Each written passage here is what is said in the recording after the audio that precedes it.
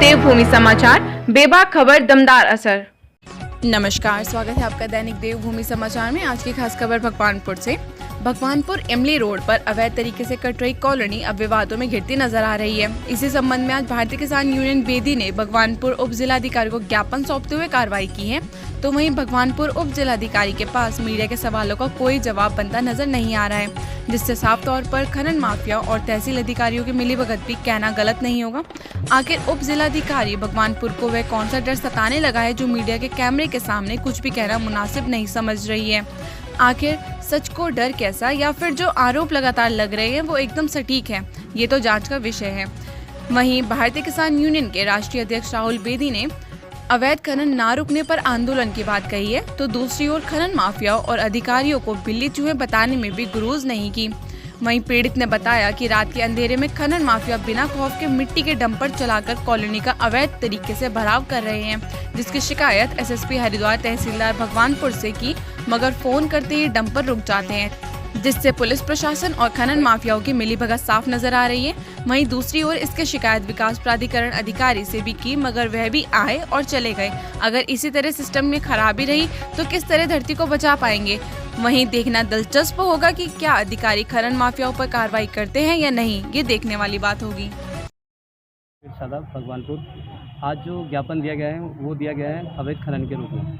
अवैध खनन जिस तरह से उत्तराखंड के अंदर चल रहा है, भगवानपुर का एक सामने केस आया है 500 नंबर 504 जदीद मुस्तकम, जो कि भगवानपुर के नए पंचायत के अंदर आता है, जिसके अंदर अवैध रूप से कॉलोनी कट रही है। ना उसमें 143 ना HRDC और ना ही किसी परमिशन से लिया गया है, और उसमें अवैध रूप से मिट्टी डाली जा रही है क्लियर से।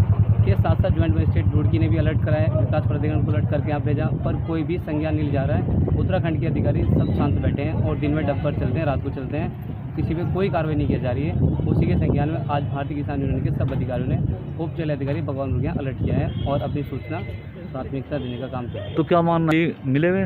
बिल्कुल, ऐसे तो सभी को लग रहा है कि हमारे अधिकारी मिले हुए हैं, इसमें कोई कहने वाली बात ही नहीं है। जब काम ही नहीं रुका है तो, और अलर्ट हमने ऑलरेडी कर दिया सबको। अपना प्रतिनिधियों में प्रदेश प्रभारी भारतीय किसान यूनियन बेदी उत्तराखंड। आज हमारी राष्ट्रीय अध्यक्ष जी से बात हुई है, दिल्ली से आ रहे थे।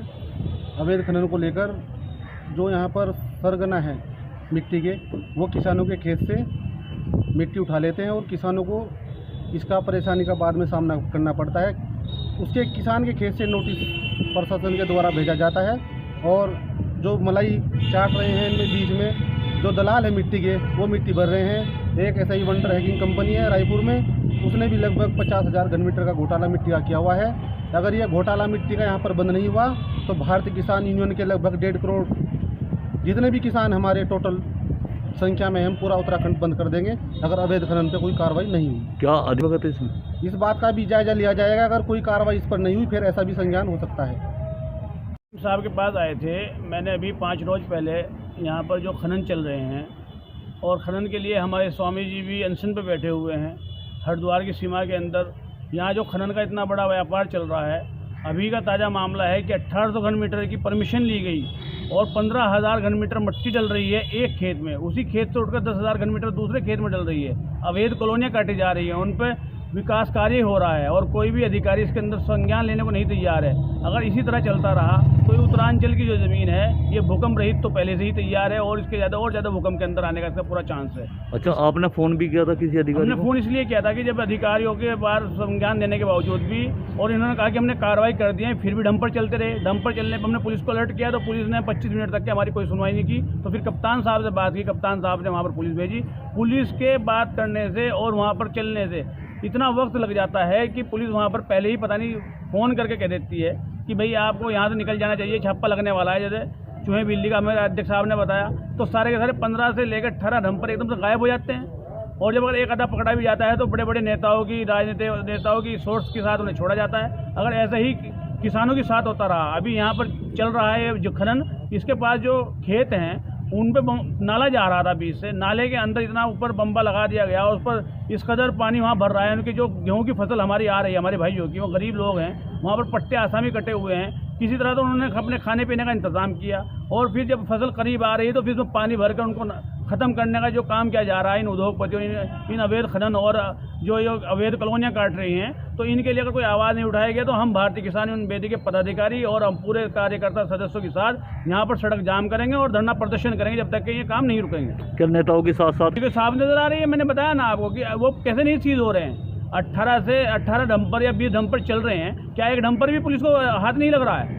पुलिस को तो लगना चाहिए हाथ। ये तो आप समझ सकते हैं इस बात को कि यह है कि उत्तरांचल में कुछ अवैध रूप से खनन किया जा रहा है, जो सब अधिकारियों की नज़र में है। हमारे राष्ट्रीय महासचिव कारी नौशाद राव भारतीय बेदी के जो कि है, ये पहले भी अधिकारियों के संज्ञान में डाल चुके हैं और पर फिर भी काम रुकने पर नहीं है और इससे पब्लिक बहुत परेशान है। और यह मामला अगर हो रहा है तो ये अधिकारी क्यों इस पर नज़र नहीं डाल रहे? या तो अधिकारियों की मिली भगत से काम हो रहा है। अगर इस पर नहीं नज़र डाली गई, ये काम नहीं रोका गया, तो भारतीय किसान यूनियन बेदी उत्तरांचल में एक बड़ा आंदोलन करेगी और सभी अधिकारियों का घेराव करेगी, जिसके जिम्मेदारी ये खुद अधिकारी और प्रशासन और शासन होंगे। अच्छा, जैसे ये तो चूहे और बिल्ली वाला काम हो रहा है। पुलिस जब पहुंचती है, डंपर पहले डल चुके होते हैं। तो मैं ये पूछना चाहता हूँ प्रशासन से और शासन से कि अगर ये डंपर वालों को नहीं पकड़ पा रहे तो क्या इनकी मिलीभगत से काम हो रहा है? तो ये खनन वालों को डर बिल्कुल भी नहीं रहा। तो अगर शासन प्रशासन का डर इनको नहीं है तो फिर शासन प्रशासन को तो घर बैठ जाना चाहिए।